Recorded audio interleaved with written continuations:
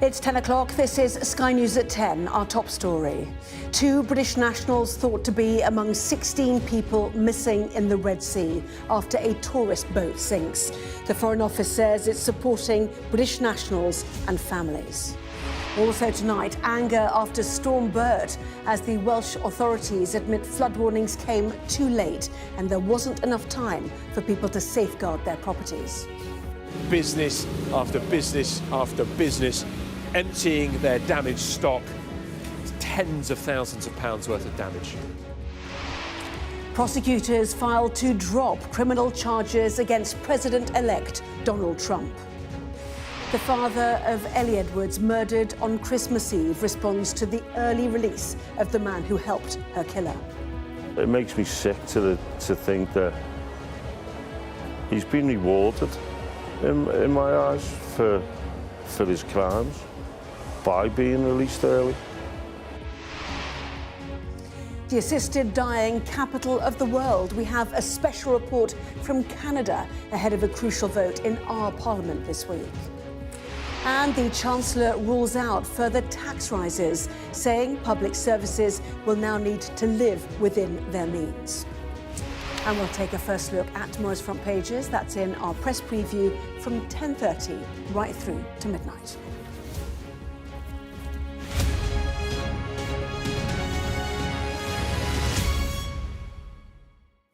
Hello there, good evening. The Foreign Office says it's offering consular support to a number of British nationals and their families after an incident off the coast of Egypt. Preliminary reports suggested a large wave struck a tourist yacht, which then capsized during a diving expedition. Authorities are searching for 16 people, including 12 foreign nationals and 4 Egyptians who are missing. 28 other people had been rescued. Sky's Matthew Thompson has this report. Shipwrecked and shell-shocked, the lucky survivors are brought to safety. 16 of their number are still missing. These pictures, uploaded to the Red Sea Governor's Facebook page, appear to show the rescue efforts in full flow. On Sunday, 31 divers boarded the Sea Story yacht for 5 days of Red Sea adventure. Within hours, it had turned to disaster. The boat departed from Port Ghalib on Egypt's Red Sea coast, carrying 44 people, tourists and crew. It sank near the coastal town of Marsa Alam. It was scheduled to reach its destination of Hurghada Marina on the 29th of November. Those who have been rescued have been brought to Wadi Gimal diving centre, around 30 miles to the south of Marsa Alam. The survivors are being given medical assistance. A major search and rescue operation remains in place for the rest. If the sea conditions are relatively difficult, then that could cause difficulties with small boat operations in recovering people. And also you'd need to beware of the currents. So you'd have to anticipate which direction they're going and what speed. And you can see from the systems right now that it looks as if people would be pushed parallel to the shore as opposed to towards the shore at this point. In a statement, the Foreign Office said, "We are providing consular support to a number of British nationals and their families following an incident in Egypt and are in contact with the local authorities." We don't yet know the cause of the latest sinking, but accidents are alarmingly common. Last year, a diving boat caught fire off the coast of Marsa Alam, killing 3 British tourists. And just last month, another diving boat sank in the same area after bad weather. Mainly, these boats are built from wood. They look very nice, they're highly finished, but they're built from wood. When they find themselves out in the Red Sea proper, away from the coast, punching north, bad things can happen. They can literally fall apart, of course, in some cases. So it's a question of using the right tool for the job, and they're really boats for inshore use. The search for survivors continues. The Egyptian Navy is working around the clock. But in these hazardous waters, time is of the essence. Well, Matthew joins me now. What are we learning then about those who are missing? Yes, well, we now understand that 2 British nationals are actually amongst the 16 or so people that are missing. The Egyptian authorities had previously said that amongst those 16 were 12 foreigners and 4 Egyptians. Now, we don't know the full identities of all of those 12 foreigners, but as I say, we do understand that 2 Britons are understood to be amongst them. We played you those pictures a moment ago of the governor of the Red Sea visiting the survivors. He has now just said that none of the 28 survivors needed hospital treatment or anything like that. So it seems as though the people who have been rescued are in relatively good health. They're being cared for in a hospital, but concerns really for those 16 missing, 2 Britons amongst them. And we have to think now they're potentially, if they are in the water, they have been so for approaching 17 hours now. So as I said, at the end of that report, time is very much of the essence, and we are assured by the Egyptian military, the Navy, that they're working round the clock to recover as many people as they can. Matthew, thank you. Now, the devastation and destruction brought by Storm Bert may not yet be over, and neither is the blame game.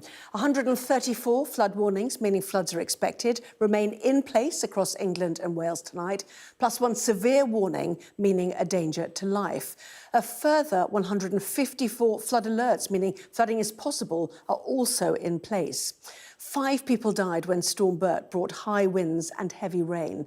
In Wales, the water from the weekend may have receded, but now the clean-up operation is beginning, with anger too, and slow warnings and little support. Sky's Wales correspondent Dan Whitehead reports.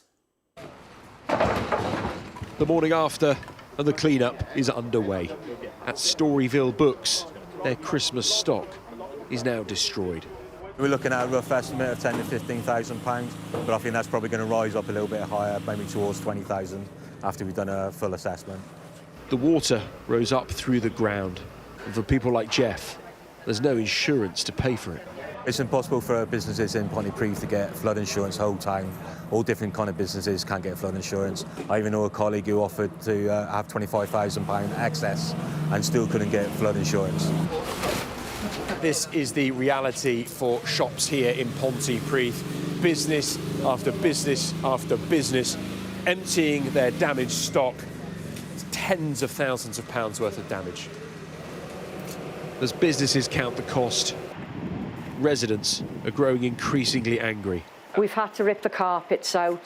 They were holding so much water. They were floating in the end, to be honest. Haulers, like many flood victims, who feel there was a lack of warning and preparation.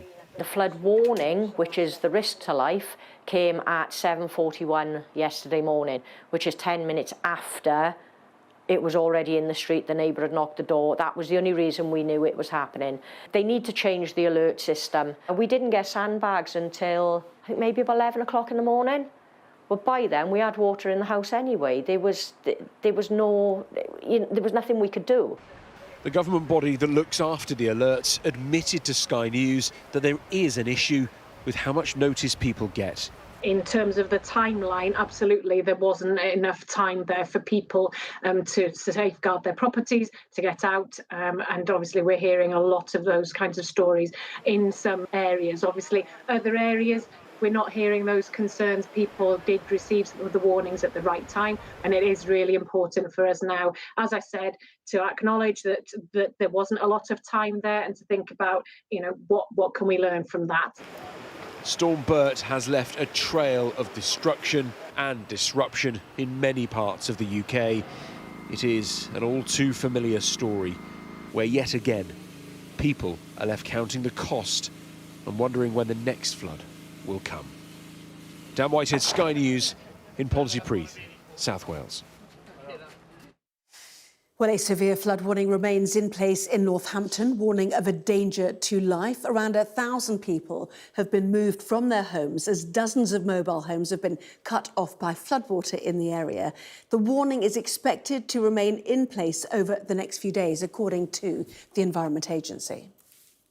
We're seeing the highest flows through Northampton that we've ever seen, so we expect it will be in place for a number of days before it's safe to remove that flood warning, because we believe locations in the floodplain will be flooded for several days to come. Our major concern is how quickly the water can rise in the floodplain, and people, we encourage people not to take risks, not to drive through flood water. It'd be really dangerous and sweep you off your feet. So we take it very seriously, and we issue those warnings as soon as we're aware that an area is coming under threat. Well, as we heard earlier from Dan's report, residents in flood-affected areas are angry that the warnings came too late to be able to act. So how do you predict where flooding will fall, and can more be done? Sky Science correspondent Thomas Moore reports. Storm Bert brought a month's worth of rain in just one weekend to some parts of the UK. The hills of South Wales were hardest hit, with up to 19 centimetres, that's 7.5 inches. The question is, could more have been done to predict the flooding and warn residents earlier? Scientists forecast flooding using advanced models of real-time data on rainfall, river levels and soil saturation. Even before the storm hit, we knew rain was falling on already sodden soil. This is a map of groundwater levels at the end of October. Many areas here in deep blue were at exceptionally high levels, and those ringed were at record highs, and we're still only in the autumn. But it's difficult to pinpoint the exact impact. Working out exactly how much rain there is in these clouds that's going to fall is really difficult because of all of those billions and billions of water droplets. You've got to try and estimate all of that all at once and exactly where that's going to fall on the landscape. So if it's going to interact with high hills, then that rainfall will get dumped on those hills and flow down into the valleys and cause flooding at the bottom. Even with accurate forecasts, the UK's flood defences are increasingly unable to cope as extreme weather events become more common. Last winter, the UK had 9 named storms between October and March. There's Kieran, Debbie and Henk. It was the second wettest season on record. Analysis shows that in a pre-industrial climate, you could expect that amount of rain once every 80 years. But in today's climate, periods of such intense rainfall are expected once every 20 years, at least 4 times more common.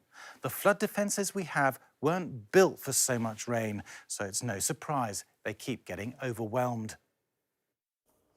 To these states now, and prosecutors in the US have filed a motion to drop the 2020 election interference charges against Donald Trump. The special counsel, Jack Smith, who had led the investigation, asked a federal judge to dismiss the case over a policy that presidents cannot be prosecuted while in office. Well, in Washington, our US correspondent James Matthews joins us now. An inevitability to this, James, I guess. Yeah, it's been coming, Anna, frankly. We're talking about 2 federal prosecutions which have now been dismissed by the special counsel. One related to January the 6th. You'll remember the riots on Capitol Hill. Trump was being prosecuted for playing a part in that, for stoking the riots. You'll remember his speech at Capitol Hill that day. Fight like hell, he said. So that was one case, very serious. The other one was to do with classified documents, which he had in his possession as president and took to Mar-a-Lago, allegedly hid them, told members of staff to conceal them. So very serious offences indeed, particularly given his position. A man who was once president and will be president again. And that, of course, is why there will be no federal prosecutions, because it's policy here that you do not prosecute a sitting president. There are 2 other state cases, including a conviction in New York, but the expectation is that they will go the same way. So Donald Trump, he may have been facing prison at one stage, but having won the White House, he's avoided going to the big house. James, in Washington, thank you. The father of a murdered woman has told Sky News that he's calling on the appeals process to allow families to challenge early prison release. Ellie Edwards was killed when she was hit by a bullet intended for someone else while at a pub on Christmas Eve in 2022.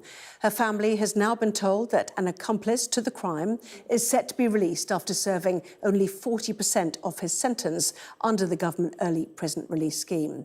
The host of the UK Tonight, Sarah Jane Mee, has been speaking to Tim Edwards. Killed nearly 2 years ago, Ellie Edwards was the victim of a callous gun attack just minutes before Christmas Day 2022. She was not the target. There's always going to be that void of not having Ellie around, and as her dad, and you know, she's my best friend. Shot by Connor Chapman, who fled to the home of Thomas Waring, the accomplice who helped him hide and dispose of evidence, including the murder weapon. Ellie's family has been told Waring will be released after serving just 40% of his sentence. Made a bit of a mockery of the sentence that was given, to be told that under this new early release scheme that he was potentially going to be released a lot earlier than initially was planned. It was a bit of a kick in the teeth. Waring's release, scheduled for 2026, is part of the government's early prison release programme, designed to ease pressure on an overburdened system. This is obviously a move to crunch numbers, to level figures out. We're not making space for extra cars in a car park. This is about people's lives. Ellie's father wrote to Prime Minister Keir Starmer, expressing his dismay. In a response, the Prime Minister said he shared the family's anger over the early release, but that his government has done everything it can to bring in the programme safely, and that Waring would be strictly monitored by the probation service. Not good enough for Ellie's grieving family, who are calling for an appeal process that would allow families to challenge early release. It's important that the families are given that respect to be able to question decisions that are made. I think it's important that that's changed and families of victims are given a bit more input into what happens to offenders. The Prime Minister says the Lord Chancellor will follow up with the families' concerns as they continue to hope change can come from their tragedy. Sarah Jane Mee, Sky News. We're never going to have to do a budget like that again. That was the message from the Chancellor, who has been under pressure from business leaders today at the CBI conference. Rachel Reeves was forced to defend her decisions after companies said it's becoming harder to invest and create jobs since the budget in October. Sky's business correspondent Gurpreet Narwan has more. She has some explaining to do, but this Chancellor is not for turning. We've made our decisions. I've had lots of feedback on the budget, but what I haven't heard is any credible alternatives to what I did to put our public finances on a firm footing. Public services now need to live within their means, because I'm really clear I'm not coming back with more borrowing or more taxes. But is this a promise she can really keep? Businesses here at the CBI's annual conference are being civil for now, but they have a warning for government. Tax rises like this must never simply be imposed on businesses again. Some of the decisions taken at the budget mean that it's harder for businesses to invest and create the jobs that we need to see in our economy. So what we need to see from this government is we need to double down on the industrial strategy and make sure that it really helps businesses to invest in the skills that we know our country needs. Today, she's persona non grata. But Rachel Reeves spent much of her time in opposition wooing businesses, attending conferences like this and lunches with chief executives promising that Labour was the party for business. It worked. They put their trust in her. But many in the conference hall today were feeling totally betrayed. And now it's the Tories' chance to turn on the charm offensive. Capitalism is not a dirty word. Wealth is not a dirty word. Profit is not a dirty word. But we need to start explaining how these things deliver for the people out there. People who think that business is all about greedy fat cats, rather than people who are working hard, entrepreneurs, and those who are making life better for all of us, one way or another. Warm words, but businesses have grown used to that from the opposition. Would a Conservative government under your leadership reverse the Chancellor's decision to raise employers' national insurance contributions? The fact that so many organisations, especially those that have people who are on the lowest wages, are saying that this is becoming unaffordable means that we should look again. And that's one of the first things that we're going to be doing when we start our policy platform. From high streets to factories, Labour says it will soon have the economy shining brightly. But many businesses no longer trust them with the controls. Gurpreet Narwan, Sky News.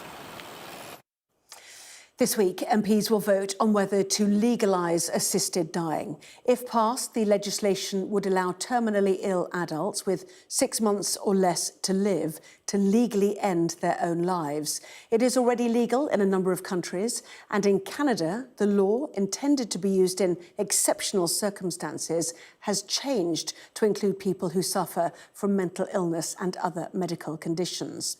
Well, Sky's health correspondent Ashish Joshi has been to Canada to speak to people impacted by the policy. And a warning, this report contains references to suicide, which you may find distressing. Hear that? Yeah, I do. She had a crooked front tooth, and I like to think of that as her smile in here. This is the one I hold at night, or if I'm suicidal. Scott's wife Joan died 4 years ago. Cancer ravaged her body.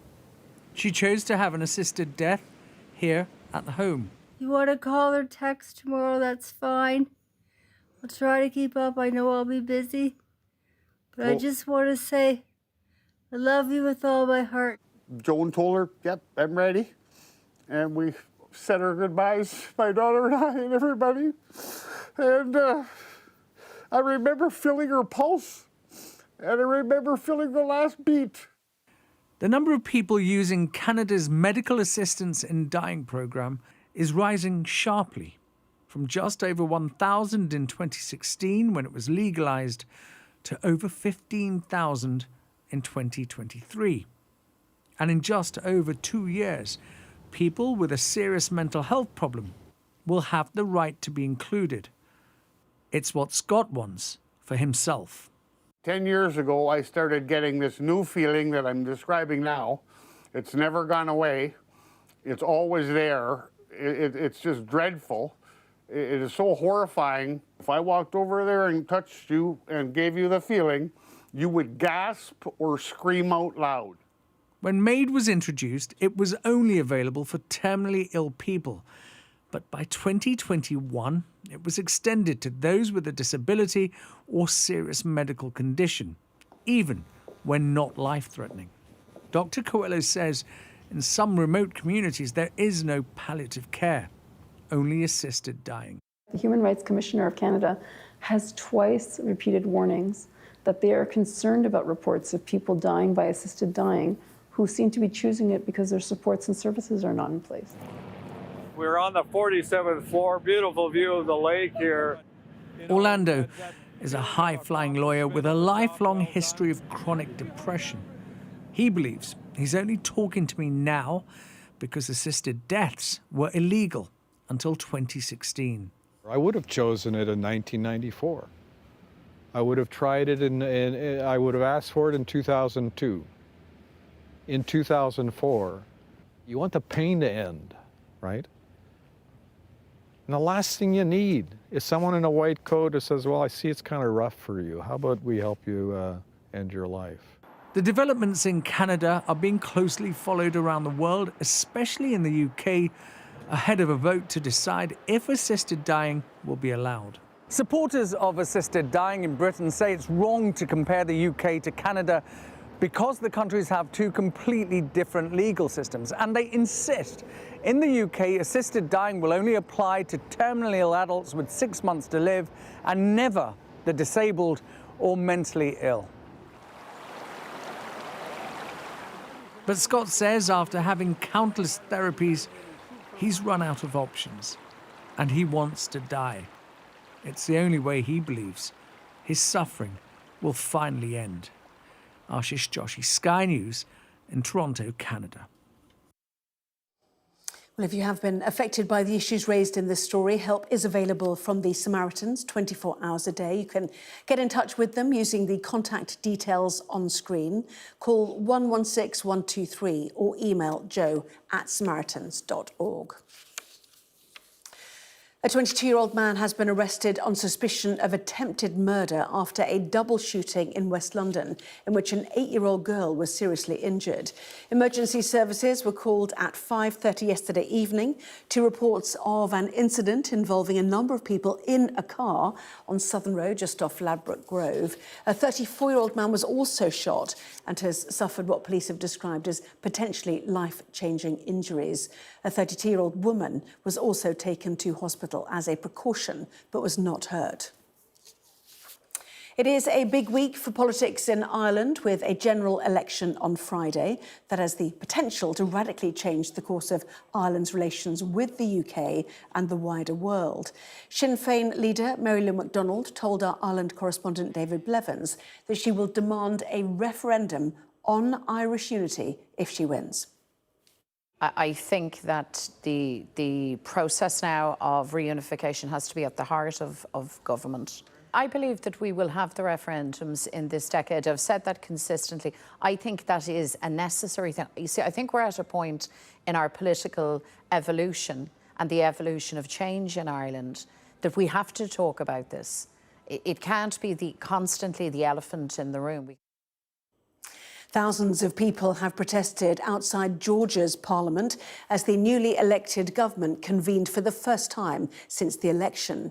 Georgia's president boycotted the parliamentary session, saying she didn't recognise the Georgia Dream Party's victory and is not granting them legitimacy. Georgia's parliamentary elections were held on the 26th of October. Many Georgians viewed it as a referendum on the country's effort to join the European Union. The pro-Russian Georgia Dream Party, which had been in power for 12 years, won with 54% of the vote. But opponents say the vote was rigged and suspect neighbouring Russia of election interference. Our Europe correspondent, Adam Parsons, is in the capital, Tbilisi, and sent this report. This is the sound of protest and fury. Demonstrators beating the walls of Georgia's parliament, insistent their country's election was a sham of stolen votes and fake results. Inside, the politicians of the victorious Georgian Dream Party took their seats. Outside, it was very different. Luka says he's already been arrested and beaten for protesting, but he's unrepentant. This regime is a dictatorship. They have no regard for human life, they have no regard for human decency. All they care about is money and staying in power. All of Georgia's other political parties are now boycotting its parliament, joining the protesters outside, telling them to keep fighting, hoping other countries will come to their aid. We're not fighting against small coup who is now inside of this building. We're fighting against Russian interests here in Georgia. So that is why we need support from our Western partners.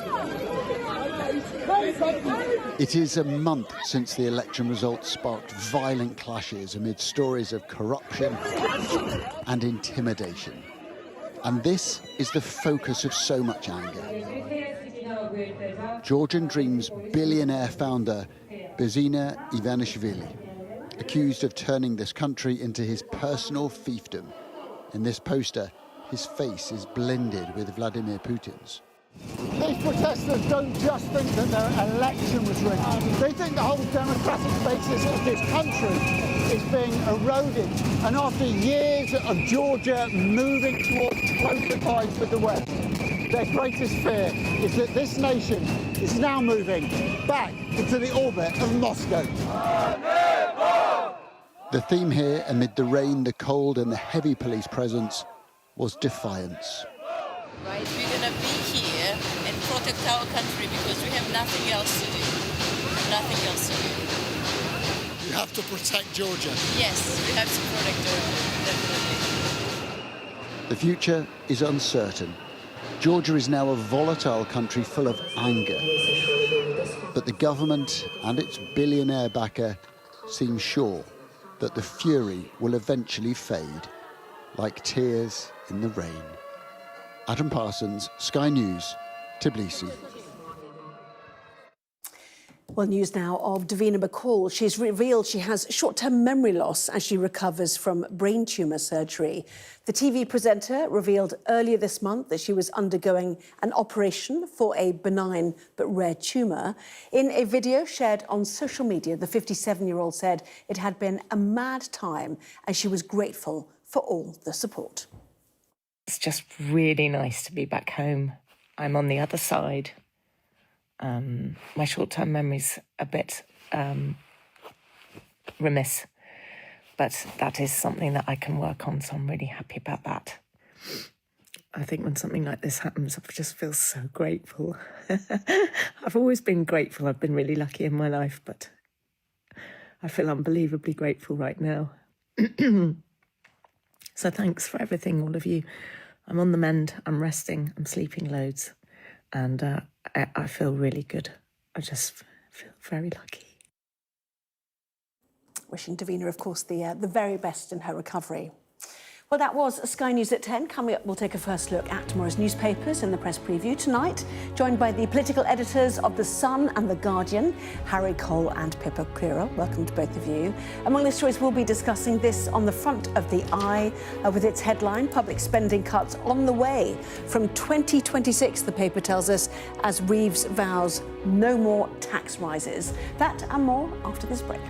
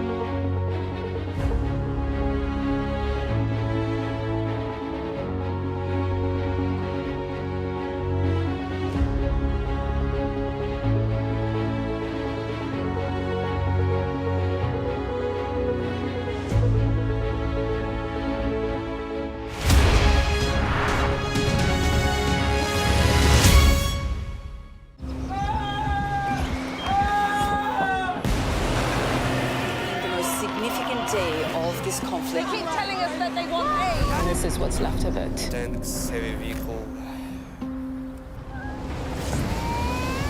Why only in America? People want their country to work. You want a job in a normal life. Why are these homes empty? I want you to be honest with people. That has happened within minutes. Sky News, the full story first. Free wherever you get your news. Well, this is Sky News. In just a moment, the press preview, a first look at what is on the front pages. First, though, a reminder of our top stories. More than a dozen people are missing after a tourist boat sank in the Red Sea off the coast of Egypt, officials have said. The Welsh authorities have admitted that flood warnings came too late and there wasn't enough time for people to safeguard their properties during Storm Bert. And a motion has been filed to drop the charges against Donald Trump of plotting to overturn the 2020 US presidential election result.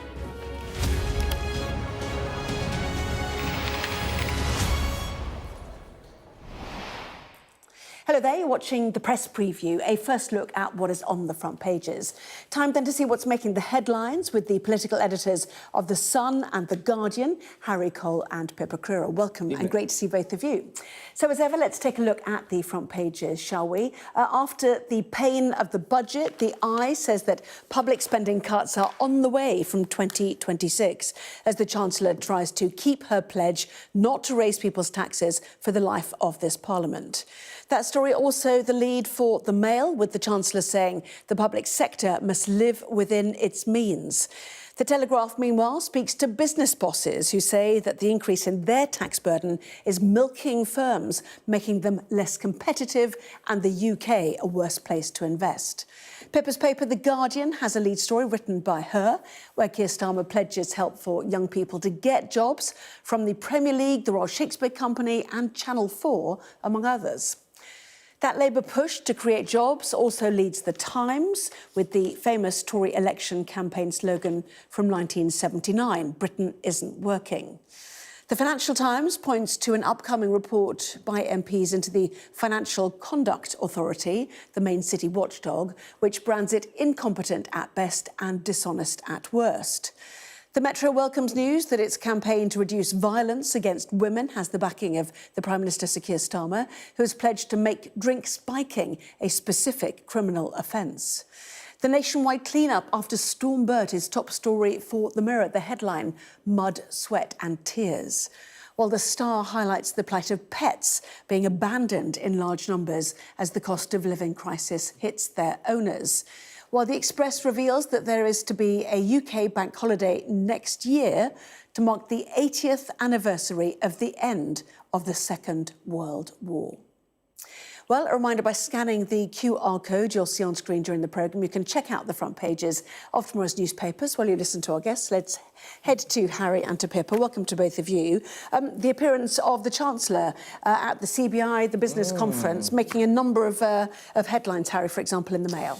Yeah, so Rachel's slightly been lying low for the last couple of weeks. She's quite bruised by her budget, which sort of started out being quite well received and has slowly unravelled over the few weeks. We obviously had the farmers descending on Whitehall last week, but the real howls of anguish are coming now from people that thought they were going to be friends with this Chancellor, the business world, not the city, not the big banks, not the finances, not the fat cat capitalists that you might think, who actually were relatively unscathed by the budget. They didn't get that capital gains tax and stocks and shares whack that they thought they were going to get. But people who actually employ people, and who employ a lot of people, are furious about the raid on national insurance, not least because she said before the election, we're not going to do it. So there's a bit of a mending of bridges. She was, from the Chancellor today. She was at the CBI, and she's boxed herself in again, in that she's saying, all right, I've done the medicine, suck it up, and we won't do any more tax rises. But this is going to have a direct effect on people. They're going to basically say, we're not going to be hiring X amount of people next year, simply because we cannot afford to. And, you know, these are some of the biggest companies in the country, some of the biggest employers in the country, who had expansion plans, who are now no longer able to do it. So it was quite a frosty reception for the Chancellor, a complete marked contrast to the last couple of years where she's been at the CBI, when she was in the middle of her prawn cocktail offensive, or scrambled eggs and smoked salmon offensive, I think we called it this time, trying to woo businesses. The city are quite pleased. Actual employers are livid. So then we have a situation where business feels squeezed. The owner of McVitie's, for example, today saying, can't see the point of investing in the UK. Thank you for that. Well, you know, one day. And then, according to the Eye, we get public sector being squeezed as well. So we've got this double squeeze. So where does growth come from in those circumstances? It's interesting, the public sector aspect of it, isn't it? Because this comes from Rachel Reeves repeating what she actually said right after the budget in that media round, that there wouldn't be another budget like it, that the whole point of going so large, if you want, on tax, on spending and on borrowing was to wipe the slate clean after the Tory years in power and then be able to move forward from that. And she's repeated that pledge today, as Harry says, potentially boxing herself into a corner. And we already knew after the budget that while they did start to address capital budgets and higher wage bills in the public sector, there was also a lot of spending, in particular for the NHS.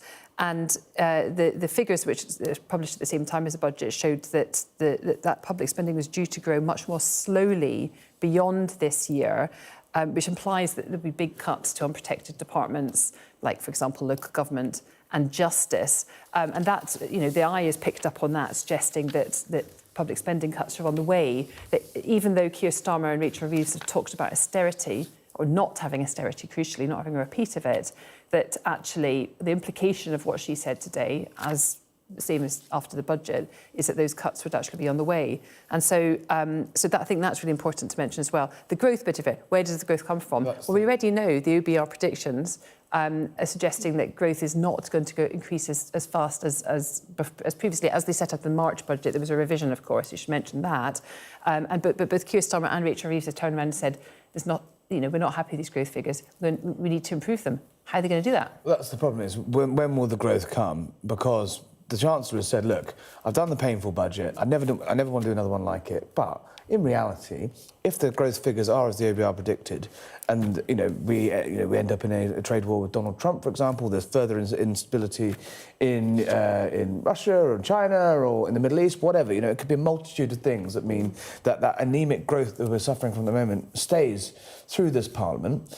They've bet the house on growth coming, and by 26, 27, frankly, she is going to have to come back and either put up taxes again or cut the public sector. Now, Labour is a party of the public sector. It is dominated by the public sector unions. Its MPs are extremely squeamish, as Pippa says, about the A word, austerity, which is essentially reducing the size of public spending. So, at some point, they're going to need more money, and it is just kicking it down the road, which is the point the eye is making. Well, do they really have the guts to do public spending cuts? I don't think they do. Or they go for the easier option of more taxes. And the reason that people, are putting these Rachel Reeves words up in big lights today in tomorrow's papers, across all the papers, when she says no more tax rises, no plans to raise tax. Well, it sounds a lot like the Rachel Reeves in the election that told us there was no plans to raise capital gains tax. The mail's gone like that, so we remember it in the next election. Yeah, it's a sort of read my lips moment. She has said what she said after the budget. Yes, she said to businesses, I will not tax you anymore. I won't do a budget like this again. Exactly. Yeah. But well, that's on the record now. And the last time we heard Rachel Reeves say she wasn't going to put up national insurance, she wasn't going to hit the farmers, she wasn't going to had no plans to raise winter fuel payments.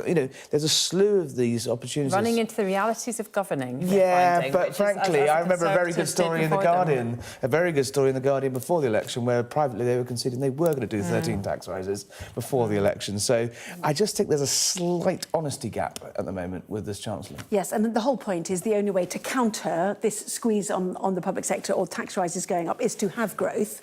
And as businesses are saying in the Daily Telegraph, the chair of the CBI, we feel like we're being milked by a cash cow. I think the quote was something, wasn't it? So, they are not going to invest if they feel they don't have the money to do it. And they're also taking this opportunity because they regard themselves, and crucially it's the employers, as Harry says, rather than sort of, the big city businesses. They've been hit twice, both by the NI on employers, but also on the increase in the minimum wage, which is, about fairness and making sure people get a decent pay, but at the same time, it does hit them.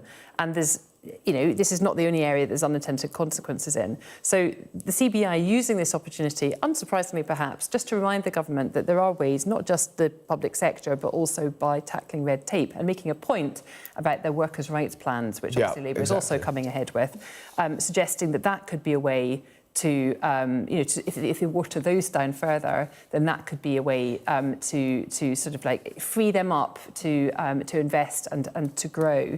making the most of the moment, you might say. I think it's highly unlikely that they were invited in to redraw that policy. It'd be very difficult politically for Labour.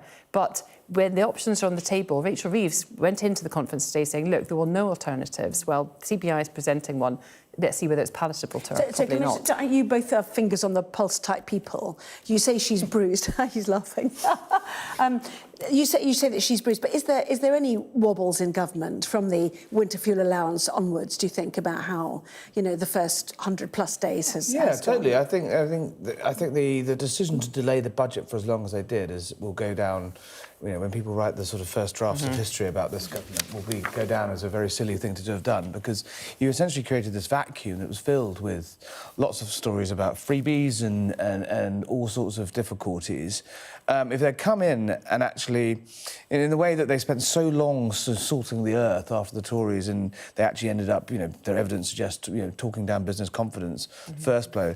If they'd done the winter fuel payment, which there is a justifiable argument to make for reforming of that, if they'd done that as part of a package in the round, if they'd come in with the budget, as well. in with the budget in early September, I think they could have been in a much different place, a much stronger place. And lots of Labour MPs are very uncomfortable that if you ask the public for one thing that this government has done, the one thing they can remember is winter fuel. And paying train drivers 90 grand. That was the one that always because it was done in isolation rather than with mitigations that later followed. And it's quite striking, actually. And I was speaking to somebody close to number 10 today who was basically suggesting that it is the case that things are definitely calmer inside Downing Street than they were where there's those two rival power bases with Morgan McSweeney and Sue Gray. But externally, things are still pretty choppy, and they see that. They spent a long time wooing business. They spent a long time persuading farmers they were on their side. They've spent a long time trying to persuade the elderly they were on their side. And yet those are the three groups which feel that they have been hit unfairly, and that's that key word, fairness, by the government. And they recognise that they've got a lot of sort of, winning back, even if it's even possible, winning back their trust. The one thing they've got going for them, actually there's more than one thing going for them, huge majority, all the rest of it. But one of the things that they've got going for them is that time is on their side. They're only 4 months into government now, compared to Margaret Thatcher's first term. Yeah. Choppy as hell, and then look how she ended up. OK, so let's look ahead then, shall we, which is a story in the Times and in The Guardian, which, Pippa, you've written. But, Harry, you crack on with the Times or Well, the long-awaited long-awaited white paper on fixing the sort of, I think Keir Starmer had quite a turn of phrase for it this morning, which was sort of burgeoning benefits bill, or it sounds like one of our intros.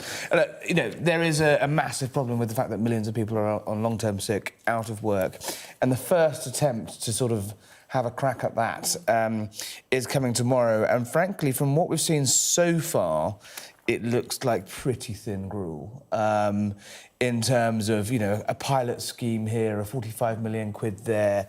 And you just think, come on, guys, the scale of this thing. You really need to wrap it into reform of, the healthcare and benefits provision, because how easy it is to get signed off sick and how hard it is once you're signed off to get back on. Sorry, Pippa. It's more substantial. It's more substantial than Harry suggests. There is stuff in there about working with the NHS. That's key to it, and also reforming the culture of job centres. Easier said than done. But it is definitely the case that this is the carrot, and the stick is going to come next year, and that's the bit that the government doesn't know yet how it's going to do to reduce those £3 billion that it said it's going to cut. The Tories already said they were going to cut on what they call PIPs, the disability payments, and there's no answers to that yet. The pain is yet to come. OK, very interesting. I feel we need longer on that later on. We'll do it later. We will do it, no doubt. Stay there, lots more still to come, including this in the Daily Star, which says the cost of living crisis is causing a rise in pet abandonment. Back in a moment.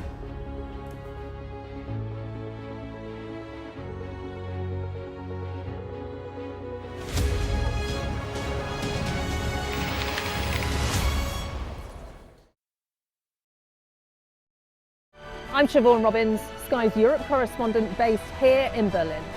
In Sweden, police have seized a lethal stash. Anyone of any age can say, I'll do that for £1 million and then have to go and shoot someone. Yes. Sky News, the full story first. I'm Greg Milam and I'm Sky's chief North of England correspondent. This is insane. This was a bustling residential area. I'm Yusra Al-Bagher, Sky's Africa correspondent based in Johannesburg, South Africa. How difficult is this to police tonight? Off the scale. I'm Dan Whitehead, Sky News' West of England and Wales correspondent. Weeknights on Sky News. This is your chance. Tell people.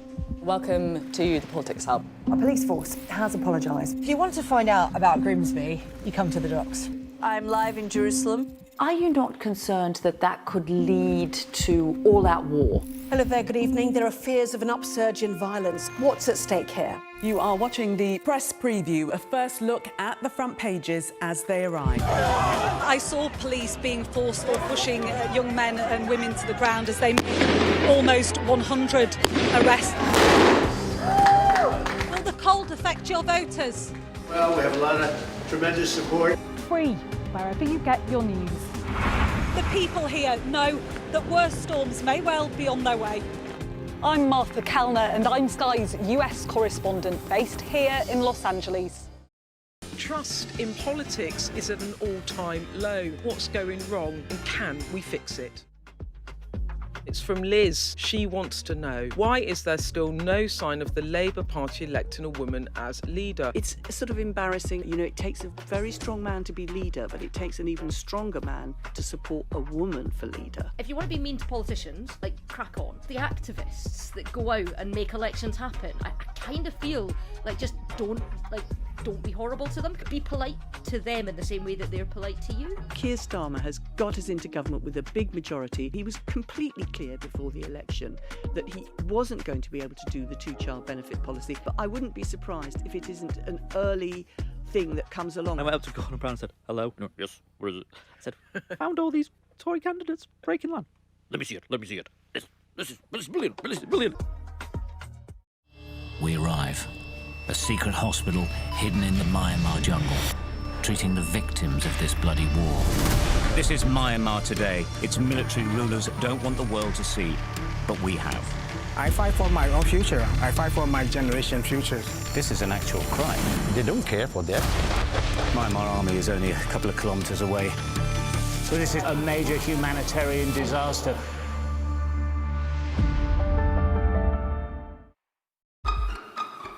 We've got your Sunday mornings covered. From the front page and the sounds of the streets to the voices of the people who make the major calls and big picture politics beyond Westminster. We'll put you at the heart of our story. A new start to Sunday. I'm ready. Are you? Join me, Trevor Phillips, Sunday mornings on Sky News. Welcome back. You are watching the press preview. With me once again, the political editors of The Sun and The Guardian, Harry Cole and Pippa Creel. Welcome back to both of you. Trump federal cases being dropped, we read in The Guardian, Pippa. Yeah, this is the end of a years-long battle between the special prosecutor, special counsel Jack Smith and Donald Trump. And it's the inevitable consequence of the US election because, of course, under the US system, no sitting president can face prosecution. So he's managed to get out, lucky for him, get out of prosecutions that he was facing on both the having special secret documents, confidential classified documents at Mar-a-Lago, and also his attempts to overturn the 2020 election in the lead up to the attack on Capitol, US Capitol on January the 6th. He'll be relieved by that, though he is still, of course, the first criminal to become president because the New York criminal case, which was about hush money in the lead up to the 2016 campaign, went ahead. The sentencing has been postponed indefinitely. Absolutely. 34 charges against him out of the 91 in total he faced, I seem to remember. Right, there is to be an extra bank holiday. I know, and Royal doesn't even have to go down the aisle for it. So the Express reporting tomorrow, quite tentative early plans that one of the bank holiday weekends will be extended to a 4-day jamboree, as they describe it, to celebrate VE Day and presumably it would be the 70th, 80th anniversary. Gosh, 80th anniversary of the war, which is amazing, and I think that is a good thing. A national joy. Have I run ahead with the prospect of an extra day? I think that I suspect. I mean, it wouldn't trying to bounce the government into a final decision. Hopefully, I think I suspect that it probably is further down the line than. But not good for growth, though, Harry, is it? Well, it's a billion quid here because every time we ask for one for St George's Day or whatever it is that we all. St Andrew's Day, maybe. Well, I think you get someone in St Andrew's Day in Scotland, don't you? We always want for St George's Day or something like that. The government always says, £1 billion £500 billion hit. But these 4-day jamborees, as the Express call it, I like that word, actually you end up offsetting it because everyone goes out and gets drunk. And there's a really big build-up, Union flags everywhere. Exactly. No, well, at last, some happy, good news. Yeah. On the front page. OK, let's make it miserable then. Yes. Animals are being abandoned because of the now. cost of living crisis. I know, and look at that picture. I mean, I think it's too early to be doing Christmas stories. Not until December, Have you seen this place? I did think the lights downstairs were a bit much. There's quite enough Christmas trees already here, Anna. Yeah. You've got one? No, I was walking into the... there's loads what your here. viewers can't see is that we're... I can count about I can actually see Christmas, 5 Christmas trees. So it is too early to see Christmas trees, but a very worthy story. We don't have a huge amount of detail, but... It's abandonment has gone up 50%, but we don't know from what, do we yet? Well, people are struggling to make ends meet in the run-up to Christmas. And animals are expensive, and if anything, if this acts as a message to anybody not to get a pet unless you're sure you want one, the old adage, pets are for life, not for Christmas, unless you're sure you want one, unless you're sure you can afford it, and unless you're sure you're up for the work involved, because they do involve work. That's the serious message in that very cute picture of that sad-looking doggy. But too soon for Christmas stories. One more week. I'm quite enjoying it, actually. Lots more still to come from both of you, Harry Cole and Pippa Crerar. Thank you. See you in the 11 for more. Here is the weather then. So Storm Bert has gone, thankfully. The strong winds are easing, but there are showers, mainly around exposed coasts. There'll be a mostly dry, clear and calm start tomorrow with a patchy frost and fog in places, but there'll be showers in the north and west and perhaps the far southeast too. The morning will stay mainly dry with good sunny spells, but northern and western parts can expect a few more showers. Eastern Channel coast may catch the odd shower too, colder than recently. Generally light winds mean it should feel pleasant enough. The afternoon will bring little change, showers though becoming more isolated. Well, our press preview continues in Sky News at 11. 2 British nationals are believed to be among the 16 people missing after a tourist yacht sank in the Red Sea.